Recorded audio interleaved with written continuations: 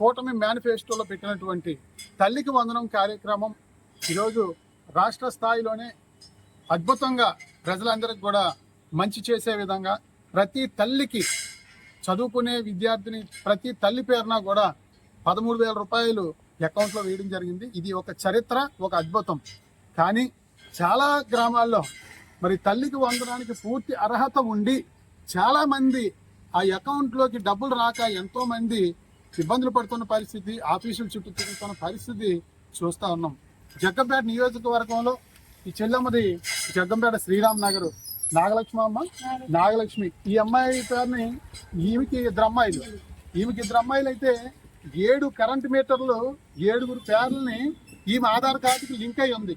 7 పేర్లు ఇంచుమించు ఎన్నో ఇబ్బందులు పడుతున్న పరిస్థితి. 7 పేర్ని ఈమె ఆధార్ కార్డుకి లింక్ అవ్వడం వల్ల ఆమెకి తల్లికి వందనం రాలేదు. 2 అమ్మాయిలు కొత్తని ఇబ్బంది పడుతూ అనేక ఆఫీసుల చుట్టూ తిరుగుతా ఉంది. మీది మామిడాడమ్మా? ఏం పేరు? మీ పేరు అపర్ణ. ఈమెది మామిడాడ. ఈమె ఆధార్ కార్డుకి 5 కరెంట్ మీటర్లు లింక్ అయి ఉన్నాయి. 5 మీటర్లు. ఈమె అనేక సార్లు ఆఫీసుల చుట్టూ తిరుగుతా ఉన్న పరిస్థితి. ఈమె కృపారాణి బూరుగుపూడి. ఈమె ఆధార్ కార్డుకి 3 కరెంట్ మీటర్లు లింక్ అయి ఉన్నాయని చెప్పేసి వీరిది. ఇదే రకంగా ఇంచుమించు ప్రతి గ్రామంలోని 10 నుంచి 20 మంది చెల్లెమ్మలందరూ కూడా ఆ పిల్లలతో ప్రతి ఆఫీస్కి తిరిగి పంచాయతీకి వెళ్ళడం, అక్కడ డిజిటల్ అసిస్టెంట్ను లేకపోతే అక్కడ వెల్ఫేర్ అసిస్టెంట్నో కలవడం. వాళ్ళు మీ పేరుని ఇన్ని మీటర్లు లింక్ అయి ఉన్నాయని అంటే మళ్ళీ ఎలక్ట్రికల్ డిపార్ట్మెంట్కి వెళ్ళడం, అక్కడి నుంచి ఎంఆర్ఓ ఆఫీస్కి వెళ్ళడం.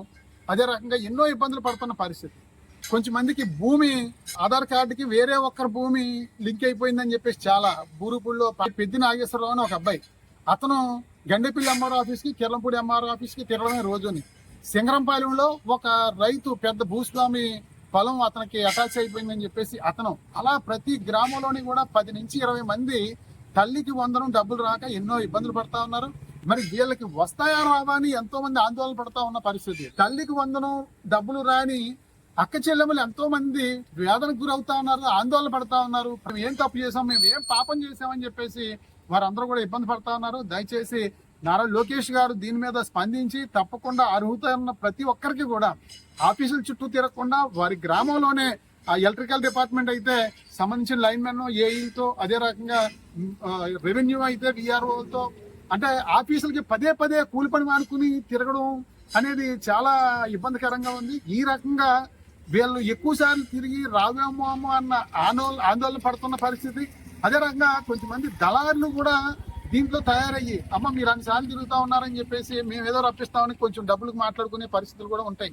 ఎందుకంటే వీళ్ళు కూలి పనికి వెళ్తానే కానీ రెక్కాడితేనే కానీ దొక్కని పరిస్థితి.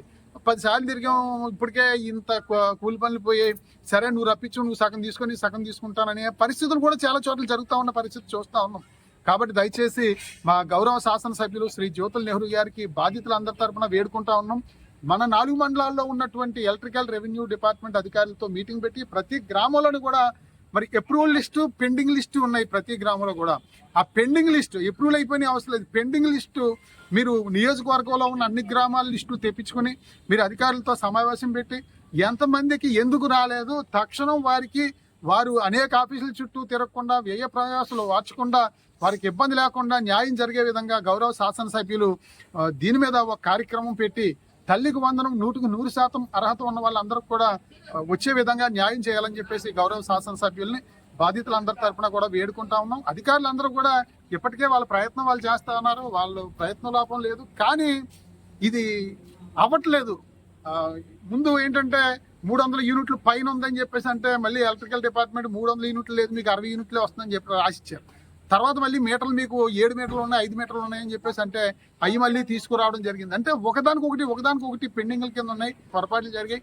ఆ పొరపాట్లకి వీరు శిక్ష అనిపిస్తా ఉన్నారు. ప్రతిరోజు అన్ని ఆఫీసులకి తిరగడం అనేది చాలా బాధాకరమైన విషయం.